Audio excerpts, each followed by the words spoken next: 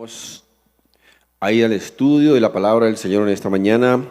Vamos a abrir nuestras Biblias allá al comienzo de la Biblia. Al comienzo en Apocalipsis, ¿cierto? Al comienzo, Génesis, libro de Génesis, el inicio. Y vamos a ir al capítulo 6 de Génesis, capítulo 6.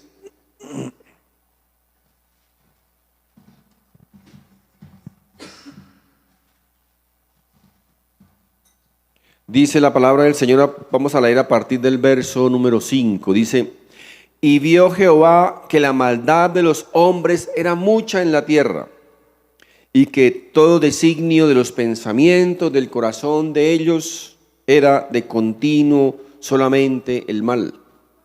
Y se arrepintió Jehová de haber hecho hombre en la tierra, y le dolió en su corazón.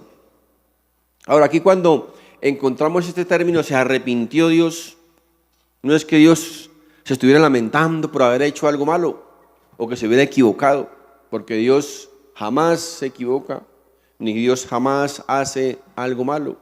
Lo que aquí este término, esta expresión significa es que Dios se entristeció en su corazón de ver cuán bajo había caído la humanidad, cuán bajo había caído esa obra suprema, perfecta, que Él mismo había creado. Por eso dice, se arrepintió, le dolió en su corazón ver la condición en la que estaba el hombre en este momento. Y el verso 7 dice: y dijo Jehová, raeré de sobre la faz de la tierra a los hombres que he creado, desde el hombre hasta la bestia y hasta el reptil y las aves del cielo, pues me arrepiento de haberlos hecho. Pero Noé halló gracia ante los ojos de Jehová. Fijémonos en esta expresión: halló gracia ante los ojos de Jehová. Esta, mis hermanos, es la primera vez que en la Biblia encontramos aquí la palabra gracia. Como sabemos, gracia es un regalo de Dios, es un favor de Dios inmerecido. Y aquí lo encontramos por primera vez en la Biblia, la palabra gracia. Vamos a continuar en el verso 9 de Génesis 6, dice: estas son las generaciones de Noé. Noé, varón justo, era perfecto en sus generaciones. Con Dios caminó Noé, y engendró Noé 3 hijos, a Sem, a Cam y a Jafet. Y se corrompió la tierra delante de Dios, y estaba la tierra llena de violencia. Y miró Dios la tierra, y he aquí que estaba corrompida, porque toda carne había corrompido su camino sobre la tierra. Dijo pues Dios a Noé: he decidido el fin de todo ser, porque la tierra está llena de violencia a causa de ellos, y he aquí que yo los destruiré con la tierra. Hazte un arca de madera de gofer, harás aposentos en el arca, y la calafatearás con brea por dentro y por fuera. Fijémonos, mis hermanos, que aquí leímos que dice que Noé halló gracia ante los ojos de Jehová.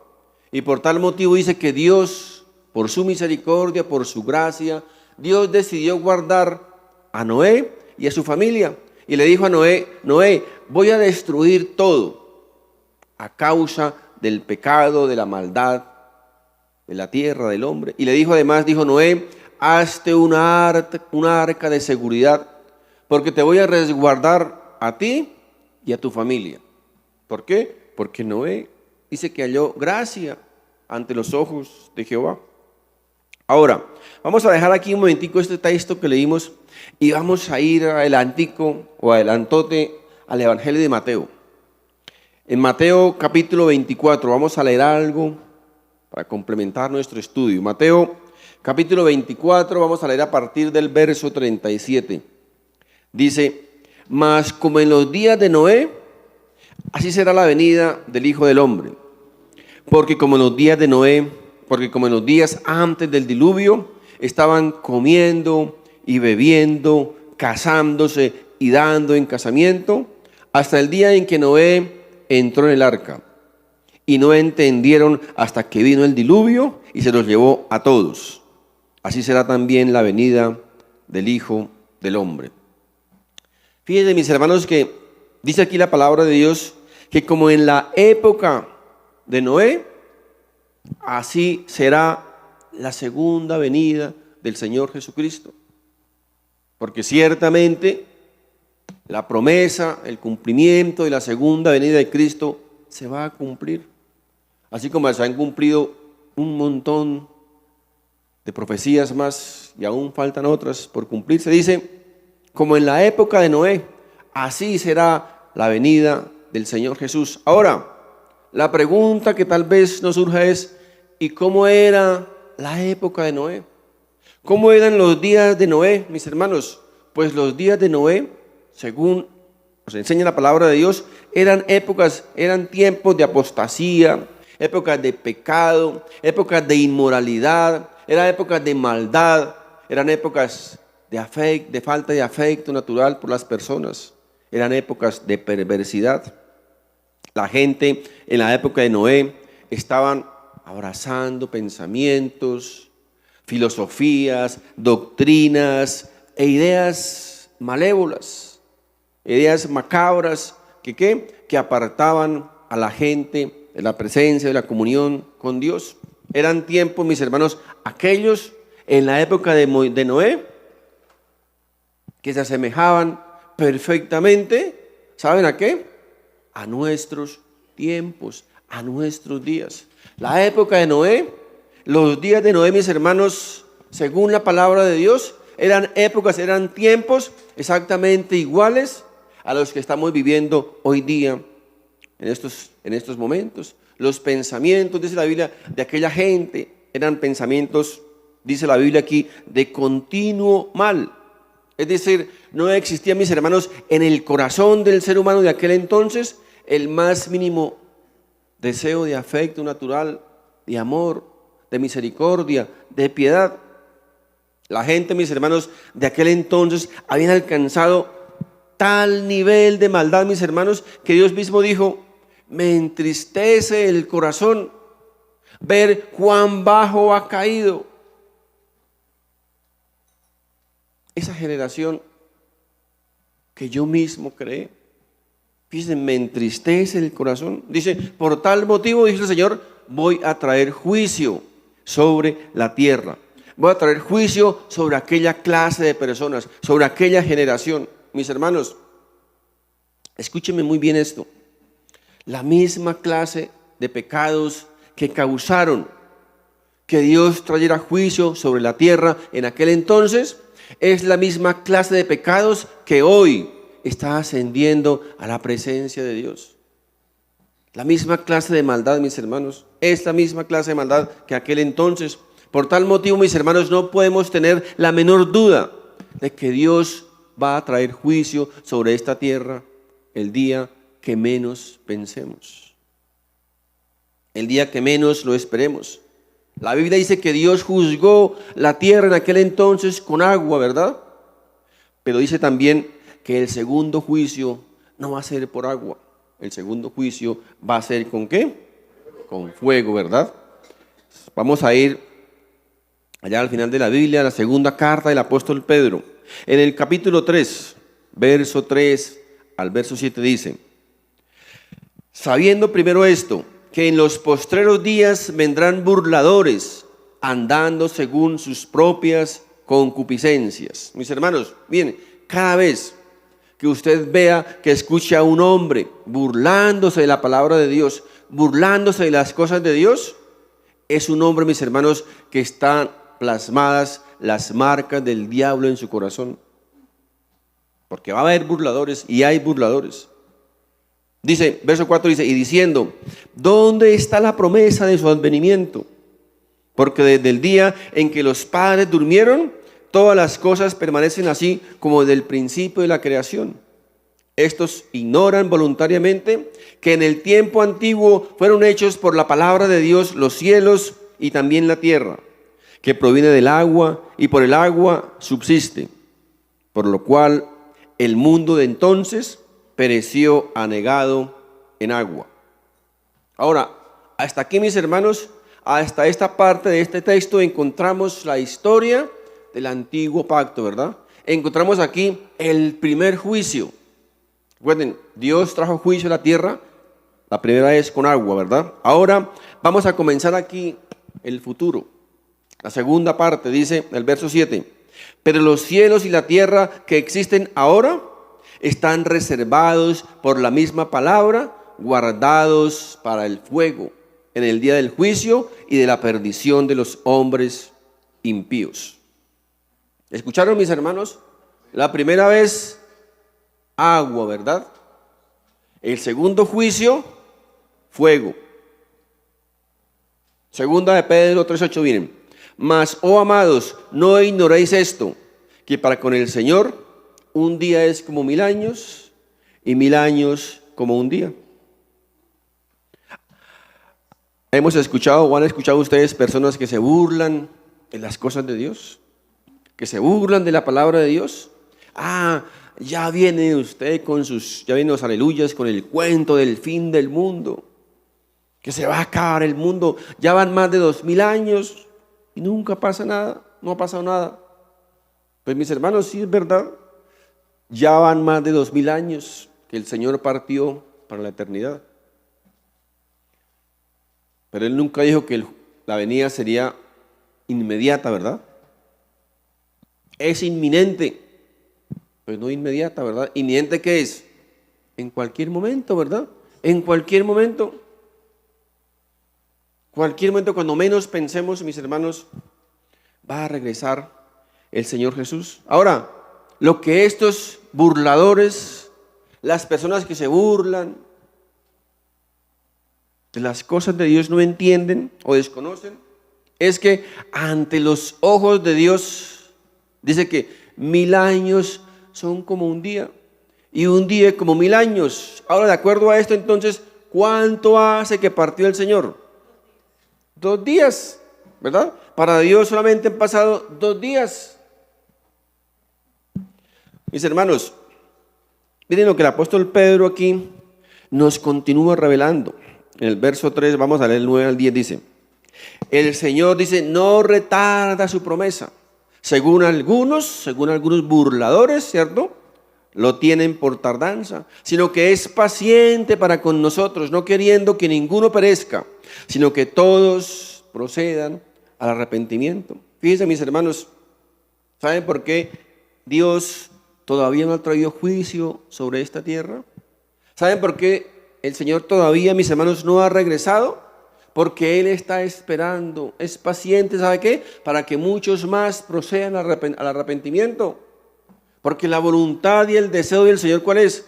Que todos, dice que todos procedan al arrepentimiento. Es el deseo de Dios, ¿verdad? Es el deseo de Dios. Obviamente, ese deseo no se va a cumplir porque todos no van a proceder al arrepentimiento. Es muy triste y lamentable, mis hermanos, que Dios ofrece su favor, ofrece su salvación y el hombre la rechaza voluntariamente. En el verso 10 dice: pero el día del Señor vendrá como ladrón en la noche, ¿verdad? Ahora, pregunto, ¿cuándo ha escuchado usted que alguna vez alguien llame a fulano y le diga: oye, hermanito, prepárese porque esta noche voy a robarlo? ¿Será que eso ha pasado alguna vez? ¿Cierto? ¿Quién va a avisar cuando va a robar? ¿Quién va a avisar? El ladrón llega cuando menos lo esperamos, ¿verdad? Es más, cuando pensemos que estamos más seguros, más tranquilos, es cuando aparece el ladrón y nos desocupa la residencia. Así que dice que el Señor va a regresar como ladrón en la noche. Recuerden, cuando nadie lo espere, cuando nadie piense que va a pasar, cuando todos crean que todo está bien, que todo está tranquilo, que hay paz, que hay prosperidad.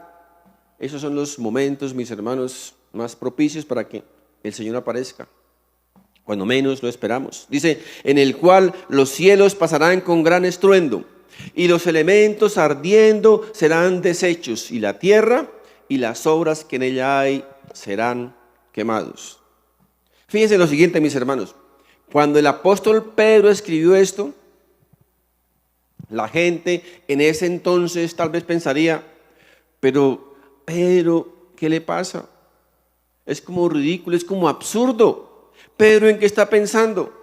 Dice, la tierra ardiendo y las cosas deshechas. ¿A quién se le ocurre semejante despropósito? Repito, la gente de aquel entonces, de verdad, de apóstol Pedro, pensaría de esta manera. ¿Saben por qué, mis hermanos? Porque ellos en aquel entonces no tenían ni la menor idea, ni la menor idea del poder destructivo de una bomba atómica. No tenían ni idea del poder que puede llegar a tener una bomba atómica que hoy, en estos momentos, existen, ¿verdad? Mire, vamos a ver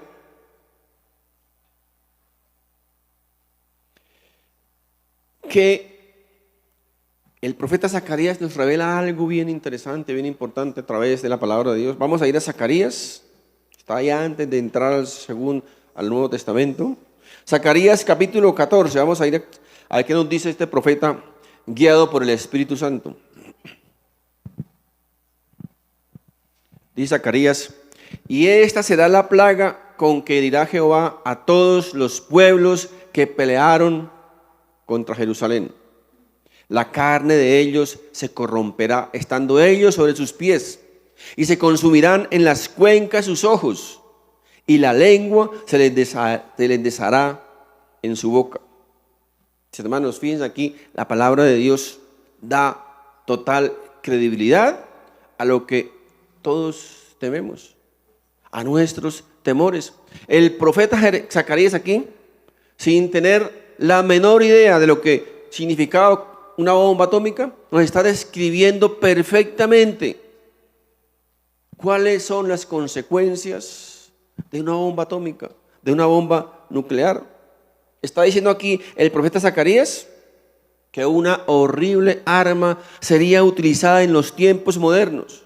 Algo, mis hermanos, algo tan destructivo, algo con un poder tan destructivo. Dice que la carne se quemará y los ojos y las lenguas se desharán mientras estamos aún en pie. Fíjense, mis hermanos, qué tremendo esto. Y esto, mis hermanos, es exactamente lo mismo que le sucede a las personas, o que les puede suceder a las personas cuando son afectadas por una explosión nuclear, por el calor que produce una explosión nuclear, mis hermanos. Dice, la carne será gravemente quemada y los ojos y la lengua se besarán, se derretirán mientras la persona está aún en pie, por el poder destructivo de una bomba atómica, mis hermanos. Una de las bombas atómicas más poderosas, no creo que sea la más poderosa, pero una de las más poderosas que tiene Estados Unidos se llama la B-83. Obviamente tal vez tenga bombas mucho más poderosas, pero la conocida se llama la B-83. Dice que tiene un poder detonador de 1.3 megatones de TNT. Ahora, para nosotros, para el pueblo común y corriente, ese número tal vez no signifique nada, pero 1.3 megatones de TNT significa más o menos 80 veces la bomba que el 6 de agosto de 1945 Estados Unidos lanzó contra Hiroshima. O sea, 80 veces más poderosa que esa bomba atómica que usó Estados Unidos allí contra esas dos ciudades, Hiroshima y Nagasaki, todos recordamos, ¿verdad? Dicen los científicos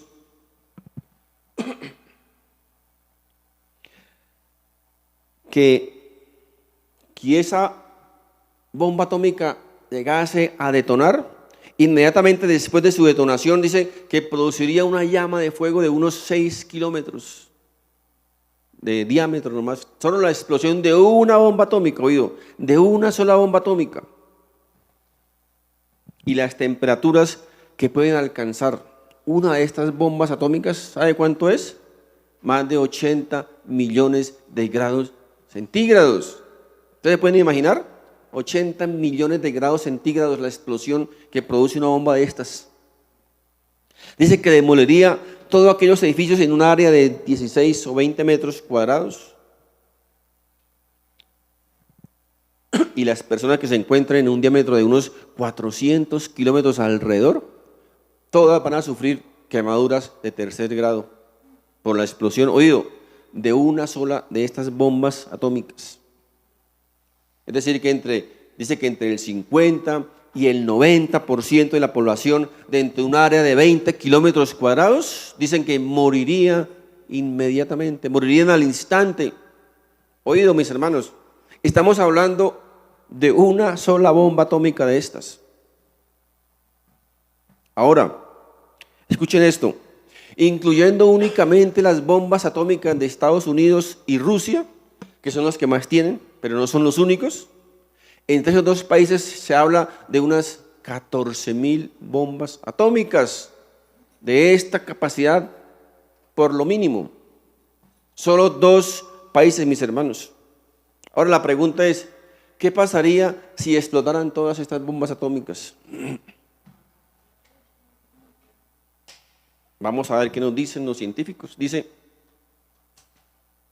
si las bombas estas explotaran, dice que más o menos 230.000 kilómetros cuadrados a la redonda, oído, 230.000 kilómetros cuadrados a la redonda, quedarían afectados, devastados por la onda explosiva. Esto significa que más o menos 300 ciudades como Nueva York quedarían aniquiladas inmediato como polvo, como ceniza. Mis hermanos, no estamos hablando aquí de cuentos, de fábulas. Esto es una realidad. Es una realidad, mis hermanos. Dice que una bola de fuego de unos 80.000 kilómetros cuadrados eliminaría del mapa, oído, todo lo que esté en un área de 80.000 metros cuadrados. Lo eliminaría completamente. Las radiaciones de esas bombas alcanzarían 280.000 kilómetros cuadrados. A todas las personas que estén en esa área, todos saldríamos afectados. Es decir, 280.000 kilómetros, somos todos casi, todo el planeta. Las personas que logren sobrevivir, que se salven de esa explosión, todas van a sufrir alguna clase de enfermedades por la radiación de esas bombas, mis hermanos. Ahora, miren, nunca, antes como ahora en estos momentos, estamos tan cerca de esta realidad, mis hermanos, nunca antes. Miren, estamos así, vean, estamos así de ver realidad esto, de hacer realidad esto. Ustedes saben que en estos momentos hay un conflicto muy delicado en Medio Oriente, ¿no? Israel, con bombas atómicas también, no están contadas aquí. Irán, posiblemente con armas nucleares.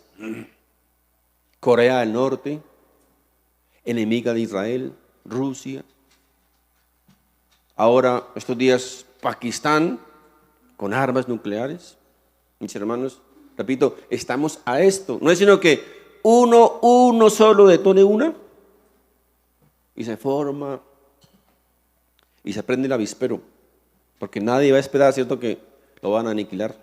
Así que, mis hermanos, esto es una realidad. Dice, ahora, ¿cómo eran los días de Noé? Mira que era exactamente, se asemejaba a nuestros días. A nuestros días. Dice que estaban casándose y dándose en casamiento. Fíjense, mis hermanos, que esta expresión, casándose y dándose en casamiento, resulta que en ese entonces, ¿saben qué significaba? Que unos se casaban con otros y otras se casaban con otras. ¿Saben qué es eso? Homosexualismo y lesbianismo. Dicen que además que estaban comiendo y bebiendo. Es decir, esa gente continuaba con su estilo de vida como si nada estuviese pasando, como si nada hubiese a pasar. Mis hermanos, y el problema con esta sociedad, el problema con nuestra sociedad es que estamos frente a un juicio inminente. Estamos frente a un juicio inminente de parte de Dios. Y esta sociedad no le está importando un comino. Viven como si nada estuviese pasando y como si nada hubiese a pasar. Exactamente como dice la Biblia, exactamente como en los días de Noé. Nunca pensaron que el juicio de Dios iba a venir sobre ellos. Y hoy día nadie tal vez quiere pensar que el juicio de Dios está próximo a venir sobre esta tierra. Y vivimos como si nada pasara. Solo nos interesa, a la gente le interesa, ¿qué le interesa? El MasterChef, la casa de los famosos, la bichota, el bichoto, la selección Colombia, ¿cierto? Y el resto, como si nada hubiese pasado. Exactamente dice la Biblia, como en los días de Noé.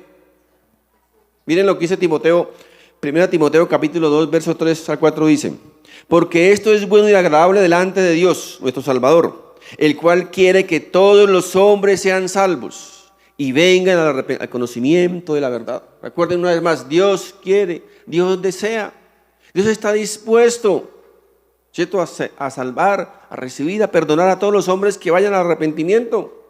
Quiere que todos nos salvemos. La Biblia, mis hermanos, y por eso la Biblia nos da muchas ilustraciones respecto a la salvación.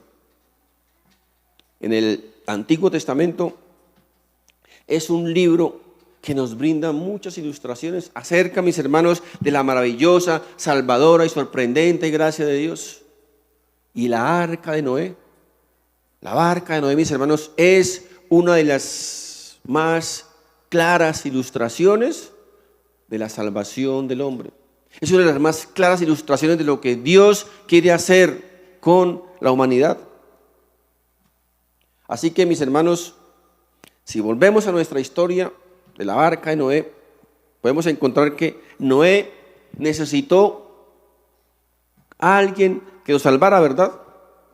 No podía salvarse solo. Noé necesitó de la salvación, de la gracia del Señor. Por eso dice que Noé halló gracia en los ojos, de Dios. El verso 14 en Génesis capítulo 6, verso 14 dice: le dijo Dios al Señor, a Noé, dijo: hazte un arca. Mis hermanos, tenga esto bien presente. Esa arca de Noé, esa barca de Noé, significaba o simbolizaba o tipificaba, ¿saben a quién? Al Señor Jesucristo. El arca de Noé tipificaba al Señor Jesucristo. Dice: hazla de madera de gofer, harás aposentos en el arca y la calafatearás, o sea, la cubrirá con brea por dentro y por fuera. Fíjense lo que dice aquí, dice: hazla de madera de gofer. Pues bien, mis hermanos, resulta que los eruditos, los historiadores, han descubierto que esa madera de gofer simboliza o significa el ciprés. El ciprés es un árbol, una madera que es totalmente indestructible, no se pudre, no se corrompe, no se contamina. Es una madera, dice, perfectamente incorruptible. Luego dice, Dios le dijo a Noé: cúbrela con brea por fuera y por dentro. Aquí otra cosa, mis hermanos, bien interesante. Resulta que la palabra brea en su original, ¿sabe qué significa? Expiación. Y la palabra expiación en la Biblia, mis hermanos, ¿sabe qué significa? Borrar las culpas del pecado por medio de un sacrificio. Así que, mis hermanos, Dios le estaba diciendo a Noé, le estaba ordenando: protege esa barca, ¿cierto? Por dentro y por fuera. ¿Protégela con qué? Con expiación. Qué tremendo, ¿verdad? Ahora, ¿de qué se debía proteger esa arca? ¿De qué se debía proteger? Pues de la fuerza, ¿verdad? Del ímpetu, ¿de qué? Del agua, ¿verdad? ¿Y qué significaba allí el agua? Significaba, mis hermanos, el juicio de Dios. El juicio de Dios, mis hermanos. Esa arca de Noé, esa familia de Noé está protegida del juicio de Noé. Así que esa barca, mis hermanos, no cabe la menor duda de que significaba o que representaba o que tipificaba ¿a quién? Al Señor Jesucristo, quien fue la expiación por nuestros pecados. Mis hermanos, ¿sabe qué nos enseña esto? Que si estamos en Cristo, que si estamos protegidos por Cristo, mis hermanos, el juicio de Dios no nos puede alcanzar. Ni una gota del juicio de Dios, mis hermanos, tocó a Noé. Ni una gota del juicio de Dios, mis hermanos, nos alcanzará a nosotros si estamos cubiertos con la expiación de Cristo. Estamos protegidos por Cristo, mis hermanos. Ni una gota de agua podía penetrar en esa arca de Noé, ni una gota de agua. Miren, Génesis 6:15 dice, sigamos con el estudio, dice, Génesis 6:15, y de esta manera la harás, de 300 codos la longitud del arca, de 50 codos su anchura y de 30 codos su altura. Era una embarcación rectangular, ¿verdad? Dice, 300 codos son 140 metros aproximadamente. 50 codos son 23 metros de ancho y dice, y 30 codos de altura son 14 metros. Es decir, 140 metros de larga, 23 metros de ancha y 14 metros de alto. Era o debía ser construida esa arca. Y una capacidad de un peso de más de 40.000 toneladas. Esa arca soportaba casi 40.000 toneladas. Y 40.000, dice, metros cúbicos en su capacidad.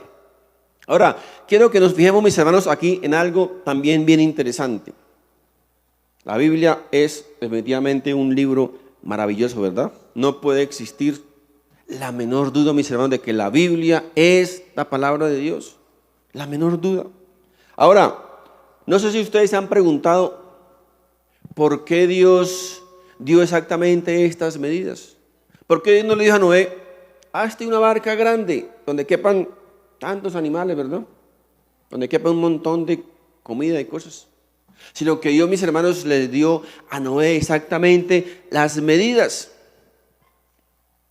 Resulta que hoy día, mis hermanos, hoy día la ciencia, los científicos, los creadores o los que hacen los buques grandes han concluido según sus cálculos, según sus medidas, según sus estudios científicos, han descubierto que para que un buque sea seguro, para que un buque no se hunda, tiene que tener unas medidas especiales. O sea, no podemos hacer o no pueden hacer un barco en las medidas que ellos quieran, sino que tienen que existir unas medidas especiales para que ese buque, mis hermanos, no se hunda.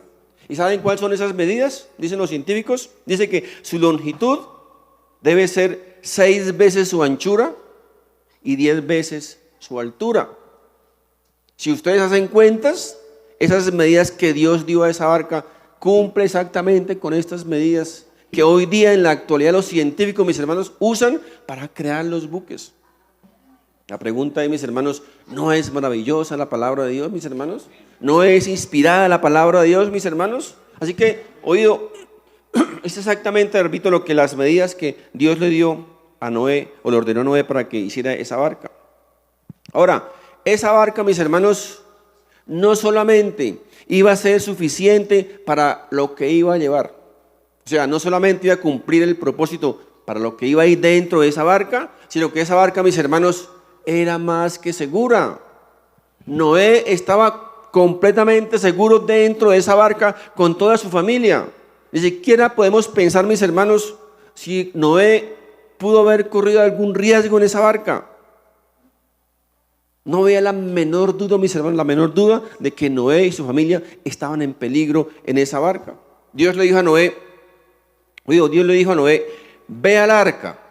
Fíjense lo siguiente, dice, ve al arca. Pero no le dijo a Noé, no le dijo, ve al arca, sino que le dijo, ven al arca. ¿Cierto que es diferente? Si yo le digo a alguien, ve a la cafetería, estoy diciendo que yo no estoy allá, ¿verdad? Pero yo le digo, ven a la tarima, ¿qué estoy diciendo? Que yo estoy aquí, ¿verdad? Dios le dijo a Noé, ven al arca, es decir que Dios estaba dentro de la barca. Dios era el capitán de esa barca, mis hermanos. No había el más mínimo riesgo de que Noé estuviese en peligro. El más mínimo. Así que, mis hermanos, si nosotros estamos en la barca de Cristo, ¿será que existe algún riesgo de perder mi relación con Dios? ¿Saben cuál es el riesgo que existe? El mismo riesgo que existe de que Cristo pierda su relación con el Padre. Es el mismo peligro, el mismo.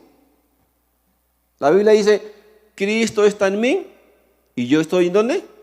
En Cristo, ¿verdad? Cristo en mí y yo en Cristo. ¿Cuál es el riesgo, mis hermanos? Oído, ¿cuál es el riesgo que tenemos de perdernos como hijos de Dios? ¿Cuál es el riesgo? El mismo riesgo que tiene Cristo de perderse como hijo de Dios, porque Él está en mí y yo estoy en Él. Ninguno, ¿verdad? Ninguno. Ahora, fíjense que dice la Biblia que habiendo entrado en el arca, dice, Dios cerró la puerta, Dios selló la puerta.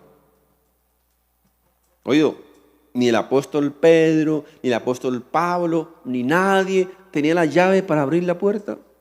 Dios selló la puerta, Dios cerró esa puerta. ¿Saben qué dice Efesios 1:13? Dice, en Él también vosotros, habiendo oído la palabra de verdad, el evangelio de vuestra salvación, y habiendo creído en Él, fuisteis sellados con el Espíritu Santo de la promesa.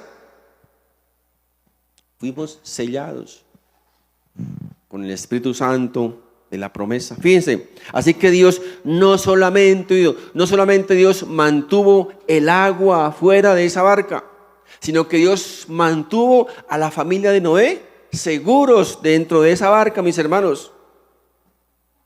Alguien podría preguntar tal vez, ¿será que puedo perder mi salvación? Mis hermanos, ¿cómo podría perderse Noé si estaba dentro de la barca y Dios era quien tenía las llaves? Miren, Noé pudo haberse caído muchas veces dentro del arca, ¿verdad? Pudo haber tropezado muchas veces dentro del arca, pero no existía la más mínima posibilidad de que Noé fuese echado fuera del arca. Estaba sellada por Dios. Dios la había sellado. Mis hermanos, les recuerdo que la salvación, que la seguridad de la salvación no está en un lugar. La seguridad de la salvación no está en una persona, no está en una denominación, no está en una iglesia. La seguridad de la salvación está en una persona y su nombre es Jesús de Nazaret. Jesús de Nazaret, mis hermanos. Permítame decirles algo.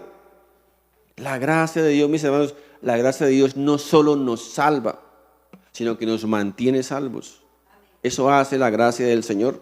Es increíble, mis hermanos, la clase de salvación que algunas personas piensan que pueden creer, que pueden tener. Imagínense ustedes, imaginémonos a Dios diciéndole a Noé, Noé, te vas a construir un arca grande, bien fuerte, bien poderosa. Y ahí vas a entrar a tu familia, tu esposa, tus 3 hijos y sus 3 esposas, ¿verdad? Es decir, 8 personitas. Así que, oído las instrucciones de Noé, vas a construir un arca bien fuerte, la vas a cubrir con brea, por dentro y por fuera. Pero oído a esto, vas a colocar alrededor de la barca 8 argollas de acero, muy bien clavadas sobre ese barco, que estén bien fuertes. Porque mis hermanos, mis queridos, familia Noé, va a ser un viaje bien sacudido. Así que esas argollas deben estar allí muy bien puestas. Cuando el barco comience a moverse, entonces cada uno de su familia se va a agarrar de una de esas argollas y a tenerse duro, porque si se sueltan, quedan fritos como el pargo. El que se suelte pierde el año. Solamente hasta que la barca o que las aguas desciendan, entonces ustedes se van a poder soltar de esas argollas. Ahora, ¿usted se imagina a Noé colgado allí de una de esas argollas con fuerza, diciéndole, mi amor, agárrese duro porque no se va a soltar? Hijo, agárrate fuerte. Y el hijo, no papi, no puedo ni una. Bueno, ese chiste solamente lo conocemos en la familia, ¿no? Usted imagínese a la familia Noé ahí agarrado de esa argolla, sino el barco moviéndose, dice Dios, si se sueltan de allí, fritos.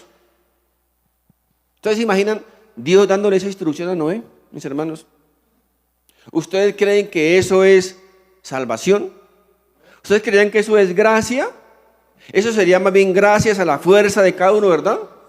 Pero no fue lo que el Señor les dijo. No tenían que agarrarse de ninguna argolla. No tenían que colocar ninguna argolla, mis hermanos. Y esta, mis hermanos, tristemente es la clase de salvación que algunos creen tener. Ellos piensan que se pueden mantener salvos porque logran sostenerse de las argollas de las buenas obras. de nuestro propio esfuerzo, de nuestro propio trabajo, mis amigos. Entendamos esto, nos mantenemos agarrados de Dios. ¿Saben por qué? Porque es Dios mismo quien nos sostiene. No son nuestras fuerzas, no son tus fuerzas, es Dios quien nos sostiene. Dios fue quien sostuvo a Noé dentro de esa barca seguro de su familia. No fueron sus fuerzas, no fueron las argollas, no fue nada. Fue Dios quien lo mantuvo dentro, protegido dentro de esa barca, mis hermanos. Miren, dice Juan capítulo 10, verso 28, dice: y yo les doy vida eterna. Fíjense, ¿qué está hablando? Les doy, no les daré, ¿verdad? Les doy vida eterna. O sea, ¿qué es eterno? Por siempre, ¿cierto? No es vida de un año, no es vida de mientras cometa un pecado, mientras comete una falta, mientras se equivoque. No, les doy vida eterna y no perecerán jamás, ni nadie las arrebatará de mi mano. Nadie, dice, las arrebatará de mi mano. La pregunta es, ¿podrá existir alguien en el mundo, en toda la eternidad, alguien que tenga la suficiente fuerza para abrir la mano de Dios y sacarnos de ahí? Nadie las podrá arrebatar de mi mano. Dice, mi Padre que me las dio es mayor que todos. Y nadie, oído, nadie es nadie, las puede arrebatar de la mano de mi Padre. Yo y el Padre uno somos. Pregunta, ¿por qué cree que hemos sido guardados? Todos nosotros que estamos aquí, los que nos ven en las redes, ¿por qué creen que hemos sido guardados durante todos estos años? ¿Por estar agarrados fuertes de las argollas? ¿Por nuestras fuerzas? ¿Por nuestras buenas obras, mis hermanos? ¿Por tener buenos músculos? ¿Por ser hombres fuertes? No, ¿verdad? En lo absoluto. ¿Saben por qué, mis hermanos? ¿Saben por qué hemos sido guardados? Porque tenemos un gran Salvador. Tenemos un Dios bueno. Y la gracia admirable que nos salvó un día, mis hermanos, esa misma gracia nos mantiene salvos por siempre. Noé fue salvo cuando entró en el arca, ¿verdad? Una vez ingresó al arca, allí estaba seguro. Ya Noé no se preocupaba por, ay Señor, se nos está metiendo el agua por allí, ay mire estas goteras por aquí. No, Noé entró al arca y estaba seguro, totalmente seguro, mis hermanos. Miren, la Biblia enseña que si usted llega a salvarse por obras, entonces usted tendrá que mantenerse a salvación por obras. Pero si es salvo por la gracia de Dios, esa gracia, mis hermanos, lo sostendrá. Esa gracia lo mantendrá salvo, mis hermanos. La gracia de Dios es la que nos guarda. Amén. Así que a través de este estudio bíblico, de esta palabra, mis hermanos, el Señor hoy nos dice que Él tiene un lugar para ti. Él tiene un lugar para cada uno de nosotros en esa barca. Allí, mis hermanos, hay lugar para todos. Por eso dice el Señor, yo quiero que todos, si Él dice que todos vengan al arrepentimiento, es porque hay lugar para todos, ¿verdad? Ahora, que van a quedar unos puestos libres, ya no es problema de Él. Pero allí, mis hermanos, dice que hay lugar para todos. En el arca de salvación. El arca de salvación, mis hermanos, no es cualquier lugar. El arca de Noé no era cualquier barca, no era cualquier lugar. Ahora miren algo aquí también bien interesante. Fíjense que la Biblia, mis hermanos, no nos dice, por ningún lado encontramos, que le dijo a Noé, Noé, no olvides hacerte allá al frente de la barca, no olvides hacerte el cuarto de máquinas y colocar allí los controles, ¿cierto? El timón para guiar la nave. Por ningún lado, ¿verdad? Esa barca, mis hermanos, no tenía cuarto de máquinas, no tenía timón, no había quien la dirigiera a través de ese diluvio, mis hermanos. ¿Saben qué significa eso? Que esa barca, mis hermanos, estaba dirigida por Dios, ¿cierto? Dios era quien la iba a dirigir, Dios la iba a guiar, Dios era el capitán de esa barca. No había capitán, mis hermanos, no había capitán, no había cuarto de máquinas, no había nada, instrumentos ni nada. Dios era quien iba a guiar esa barca, mis hermanos. Dios era el capitán de esa barca, Él mismo la iba a dirigir. Miren el verso 16, estamos en Génesis 6. Dice el verso 16, dice, una ventana harás al arca y la cavarás a un codo de elevación por la parte de arriba y pondrás la puerta del arca a su lado y le harás piso bajo segundo y tercero. ¿Qué encontramos aquí interesante? A ver. Una puerta harás. Una sola puerta, mis hermanos. No dos, ni tres, ni una puerta de emergencia, ¿verdad? Una sola puerta. ¿Qué dice la Biblia, mis hermanos? Juan 19. Yo soy la puerta. Oído, yo soy la puerta, dice Jesús. Una sola puerta. No son dos puertas, ni tres puertas, ni cuatro puertas, ni alguna puerta. Una sola puerta. Yo soy la puerta. El que por mí entrare será salvo, y entrará y saldrá y hallará pastos.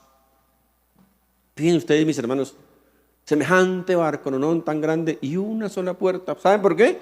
Recuerden una vez, porque tipificaba al Señor Jesucristo. Solamente hay una puerta en el mundo de salvación, mis hermanos. Ahora, pensemos también en la provisión.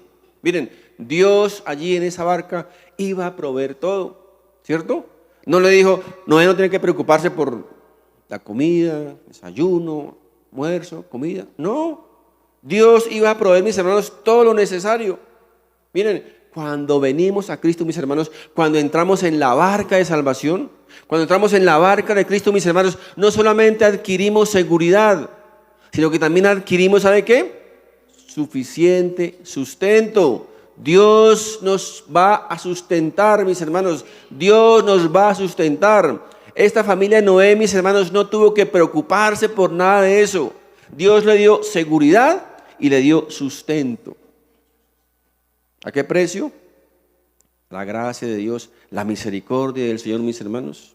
Así que, mis hermanos, no solamente la barca de Cristo nos salva, sino que nos provee y nos da suficiente sustento. Génesis, vamos a ir a Génesis ahora 8. Génesis 8, verso 4 dice: y reposó el arca en el mes séptimo, a los 17 días del mes, sobre los montes de Ararat. No me olviden esta fecha. Fíjense, ténganlo presente. Mes séptimo, a los 17 días del mes, sobre los montes de Ararat.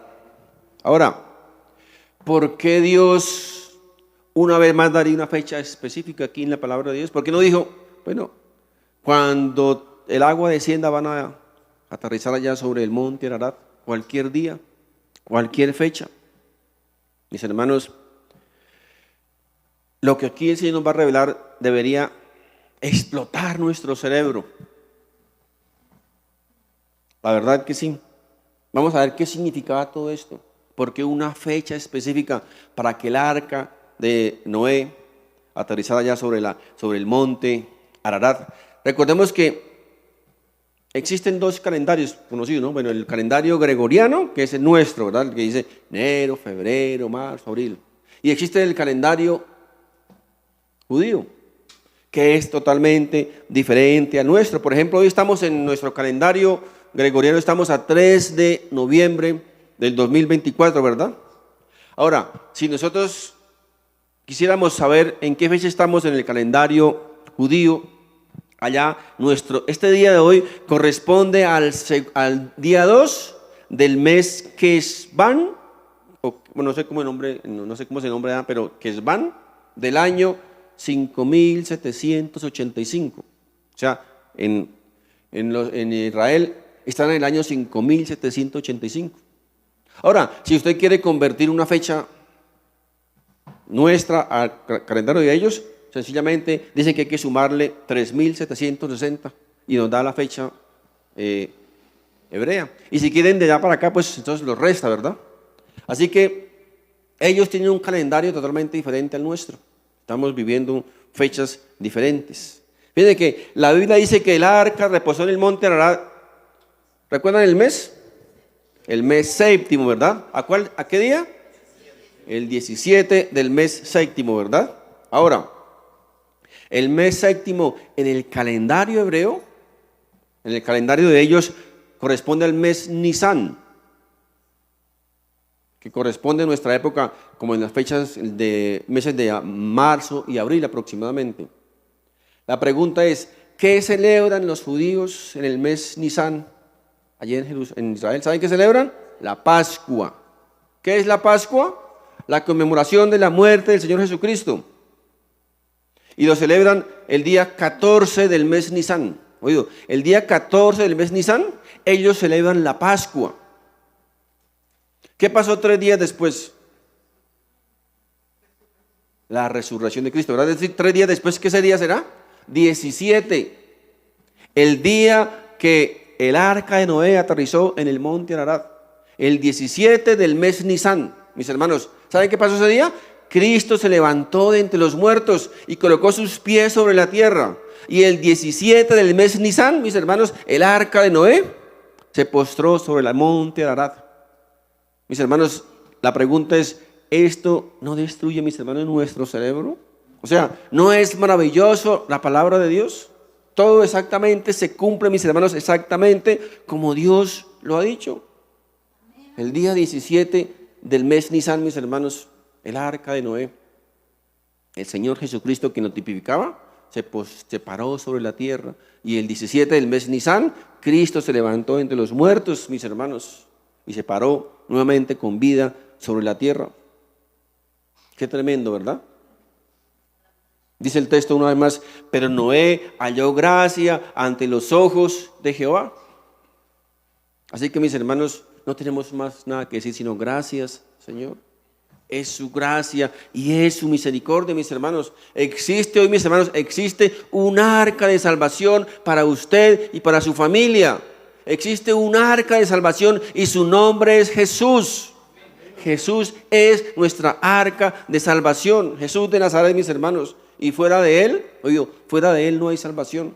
Así como fuera de esa arca, mis hermanos, no había salvación para la familia de Noé. Ahora la pregunta es, ¿cómo ingresamos a esa arca? ¿Cómo hacemos para ingresar a esta arca de salvación? Miren, Dios, mis hermanos, Dios lo hace abundantemente claro. ¿Saben por qué? Porque Él mismo dice, Él quiere que todos seamos salvos. Él quiere que todos seamos salvos. Por eso lo hace abundantemente salvo. Fíjense lo siguiente, Efesios capítulo 2, verso 8 y 10. Fíjense lo siguiente, dice, porque por gracia sois salvos por medio de la fe. Y esto no de vosotros, pues es don de Dios, no por obras, para que nadie se gloríe. Porque somos hechura suya, creados en Cristo Jesús para buenas obras, las cuales Dios preparó de antemano para que anduviésemos en ellas. Por eso, mis hermanos, las obras no nos pueden salvar, porque las obras que hacemos, mis hermanos, las que hacemos que consideramos buenas, Dios mismo las colocó dentro de nosotros. O sea, no es que yo sea bueno, es que Dios colocó entre nosotros el hacer una obra buena. Así que, ¿cómo me va a salvar una obra que no es nuestra? Les decía, miren, Dios lo hace abundantemente claro, porque Él quiere que todos seamos salvos. Por eso dice aquí en la palabra de Dios, miren, aquí dice no solamente lo que nos salva, sino dice también lo que no nos salva. Es decir, aquí en este texto, mis hermanos, Dios nos dice no solamente cómo hacemos para entrar en esa arca, sino que también nos dice cómo hacemos para no entrar, o qué es lo que no nos va a entrar a la barca. Miren lo siguiente, miren, ¿qué es lo que nos salva? Según el texto que leímos, por gracia sois salvos. Primera cosa que salva, ¿qué? La gracia, ¿verdad? Dice, por medio de la fe. ¿Qué más salva? La fe. La gracia y la fe, lo que nos salva, ¿verdad? Ahora, fíjense lo que no nos salva, lo que no nos permite entrar en el arca. ¿Qué dice? No por obras. O sea, primero cosa que nos salva, las obras, ¿verdad? No por obras para que nadie se gloríe. Segunda cosa que nos salva, yo no me puedo salvar. Imposible, mis hermanos, imposible. Dice la Biblia que estamos muertos. La pregunta es, ¿qué puede hacer un muerto para resucitar? ¿Qué puede hacer un muerto? Nada, ¿verdad? No hay nada que pueda hacer, mis hermanos. Así que, fíjense, la fe, la gracia y la fe nos salva. La gracia y la fe nos permite entrar en el arca. Nuestras obras y yo mismo no me va a salvar, no me va a permitir entrar en esa arca de salvación. Mis hermanos, y así es como nosotros entonces somos salvos. Por gracia, dice, por gracia, mediante la fe en Cristo Jesús. Como quien dice, gracia, mis hermanos, es la mano de Dios, extendida desde el cielo diciéndote: hijo, te amo, quiero salvarte. La fe es mi mano extendida hacia el cielo. Cuando yo coloco mi mano de fe en la mano de gracia de Dios, entonces, ¿qué dice? Soy salvo, ¿verdad? Porque por gracia soy salvos por medio de la fe, no de vosotros, pues es un don de Dios, por gracia y por fe. Un regalo del Señor. Mis hermanos, la gracia es un regalo de Dios, un regalo inmerecido. Pregunto,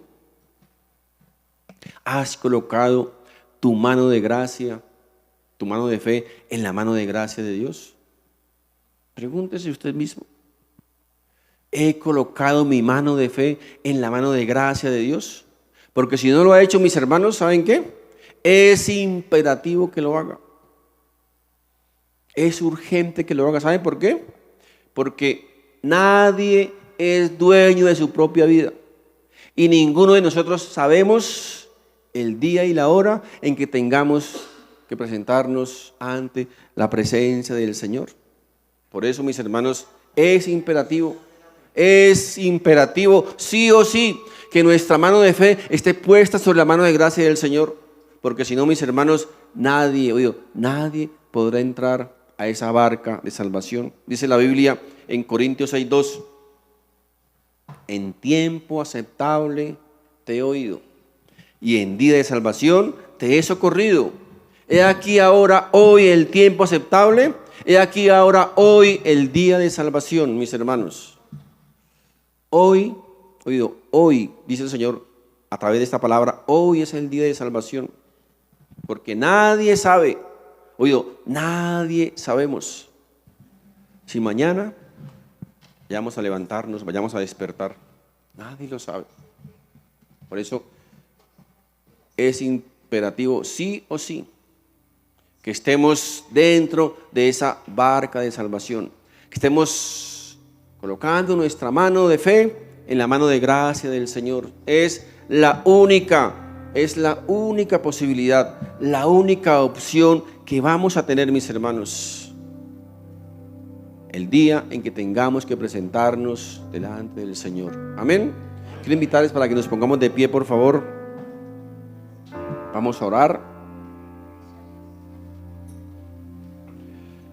Padre Santo, en el nombre de Jesús, te damos, Señor, primeramente las gracias por tu bendita palabra, Señor. Gracias, Padre Santo, por lo que tú nos permites, Señor, aprender, discernir de tu palabra, Señor. Y gracias, bendito Dios, por esa luz que tú nos das, Señor, cada vez que nos acercamos a tu palabra. Gracias, bendito Dios, por esa revelación, Señor, que tú nos das cada día, Señor, a través de tu palabra, Señor. Por eso, Señor, tu palabra nos enseña que debemos escudriñarla, estudiarla, ahondar en ella, tener comunión con ella, permanecer en ella, llenarnos de ella, Señor, porque en ella, dice tu palabra, también están escondidas, Señor, grandes maravillas, están escondidos grandes tesoros para tus hijos, para tu pueblo, Señor. Gracias, Padre Santo, gracias, Señor, por tu bendita palabra. Señor, no necesitamos más que tu palabra, Señor. No necesitamos más intermediarios, no necesitamos más caminos, más puertas, más verdades, sino que tú eres el camino, el único camino, la única verdad y la única vida, Señor. Padre Santo, en esta mañana yo oro, Padre Santo, para que tu palabra, Señor, para que tu misericordia, para que tu gracia, Señor, pueda alcanzar cada día más y más personas a través del mundo, Señor. Padre Santo, permite, Señor, que cada día más y más personas puedan ingresar a esa barca de salvación, a esa arca de salvación, Señor, que eres tú, bendito Jesús. Gracias, mi Rey. Gracias, Padre Santo. A ti, Señor, sea toda nuestra honra, toda nuestra gloria, toda nuestra adoración por los siglos de los siglos. Amén. Si este mensaje ha sido de bendición para tu vida, te invito para que te suscribas a este canal, compartas este video con tus familiares y amigos y así juntos podamos llevar la palabra de Dios. Si vives en Bogotá, te invito a nuestras reuniones presenciales todos los domingos a las 11 de la mañana en la dirección que aparece en pantalla. Dios te bendiga.